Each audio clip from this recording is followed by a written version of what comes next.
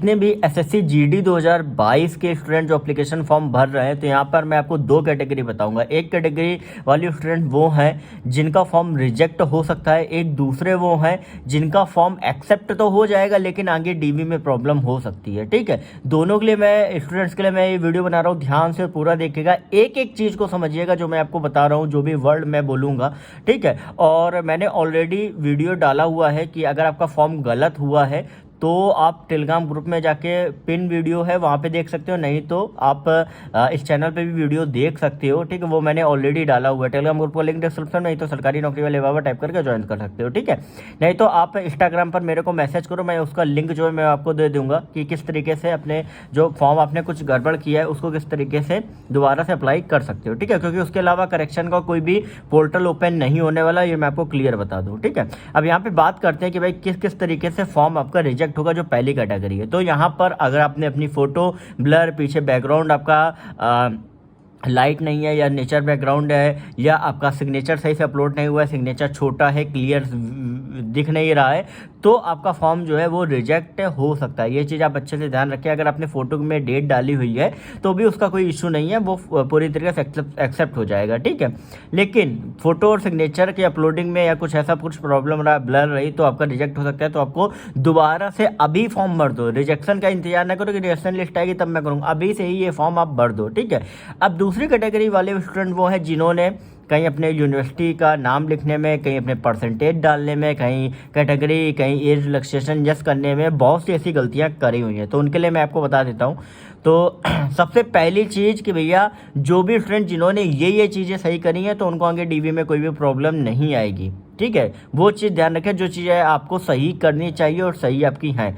सबसे पहली चीज़ आपका नेम पूरा, दूसरा आपका फादर्स नेम, तीसरा आपका मदर्स नेम, और ये तीनों जो नेम है ये 10th की मार्कशीट जो है वो आपको उससे पूरे मैच होने चाहिए, साथ ही आपकी डीओबी। ये चार चीज़ें 10th की मार्कशीट से मैच होनी चाहिए। आपके पापा का नाम, आपके आधार कार्ड, आपके पैन कार्ड में जो भी हो, आपकी मम्मी का नाम जो भी हो, मम्मी का नाम उनके आधार कार्ड में जो भी हो, लेकिन आपकी मार्कशीट में जो उनका नाम होगा, जो आपका नाम और डेट ऑफ बर्थ होगी, वही कंसीडर फाइनली किया जाएगा आगे डीवी में। ठीक है, ये चीज़ आप अच्छे से ध्यान रखें, इतनी चीज़ों में आपको कोई भी गलती नहीं करनी है।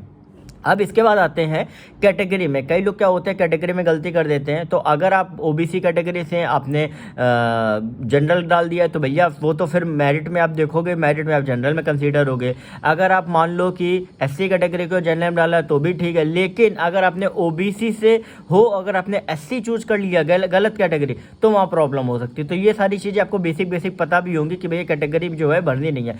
ईडब्ल्यूएस वाले जो हैं अगर उन्होंने जनरल कैटेगरी सेलेक्ट करी तो वो जनरल मेरिट में आएंगे, ध्यान रखें। ठीक है, तो ये जो भी चीज़ें हैं इसके लिए आप रजिस्ट्रेशन में ही अभी से करेक्ट कर लो, क्योंकि नेक्स्ट जो भी फॉर्म आएगा उसमें दोबारा से गलती आपसे नहीं होगी। तभी मैं कहता हूँ फॉर्म चेक कर लिया करो। ठीक है, अब इसके बाद बात करते हैं कि नेक्स्ट जो भी आप गलती कर सकते हो वो आपकी है रोल नंबर में, या आपके मार्क्स में, या आप यूनिवर्सिटी के नेम में। तो ये अगर गलती करते हो ना तो आगे चल के डीवी में भी कोई प्रॉब्लम आपको नहीं आने वाली है। ये सारी चीज़ें जो है वो आपका एफिडेविट वगैरह आप ले जाओगे डीवी में, सारी चीज़ें कंसिडर कर ली जाएंगी, इतना कोई भी मेजर इशू नहीं है। ठीक है, बहुत माइनर इशू है सारी चीज़ें। लेकिन अब यहाँ पे एक चीज़ और मैं देख रहा हूँ कि एज रिलैक्सेशन अगर आपने यस किया हुआ है, ठीक है, तो वो क्या रहता है कि आपका जब भी कट ऑफ जो आपका आएगा, ठीक है, उसमें आप उस पर्टिकुलर कैटेगरी में ही सेलेक्ट होगे, आप जनरल में नहीं आ पाओगे। तो मेरे हिसाब से उसमें कोई भी प्रॉब्लम आपको नहीं है। ठीक है, क्योंकि कारण क्या है कि अगर आप जनरल कैटेगरी वाले मार्क्स से अगर आप ज़्यादा भी स्कोर करते हो तो भी आपको फाइनल जो भी आप पोस्ट चुनोगे, हो सकता है कि उसमें जनरल की पोस्ट ना हो सकता है, उस कैटेगरी में आप सेलेक्ट हो, तो उससे ज़्यादा कोई भी इफेक्ट नहीं आता है कि नहीं यहाँ कि आपको बाहर कर दिया जाएगा, ऐसा बिल्कुल भी नहीं है। ठीक है, क्योंकि वो कई बार ऐसा हो जाता है, उसमें आप चिंता ना करो। फिर इसके बाद क्या है कि भाई नेक्स्ट 16 नंबर जो कॉलम है वो है are you a national cadet corps NCC certificate holder. तो यहाँ पे आपको गलती नहीं करनी। अगर आपने यस कर दिया तो प्रॉब्लम हो सकती है, आपका हो सकता है कि फाइनल तक कैंडिडेचर कैंसिल भी किया जा सकता है। अगर आपने नो किया है, मतलब अगर आपके पास नहीं है तो ठीक है, मतलब इसको 16वें नंबर कॉलम को बिल्कुल सही भरना, अगर है तो यस, नहीं तो नहीं, एनसीसी सर्टिफिकेट को। ठीक है, और इसके बाद फिर आपका डोमेसाइल टॉप और बाकी आपका स्टेट ऑफ ओरिजिन, ये सारी चीज़ें बेसिक सी हैं। अब प्रेफरेंस ऑफ सीएपीएफ एग्जामिनेशन है तो प्रेफरेंस भी आपने सही भरी होगी, क्योंकि नीचे वेरीफाई का ऑप्शन भी जो है वो आपका दिया गया। तो आई थिंक मेरे हिसाब से इतनी बेसिक सी चीज़ें हैं जिनमें आपका जो फॉर्म रिजेक्ट हो सकता था या कैंडिडेचर कैंसिल हो सकता था, ये सारी चीज़ें मैंने कवर कर दी हैं।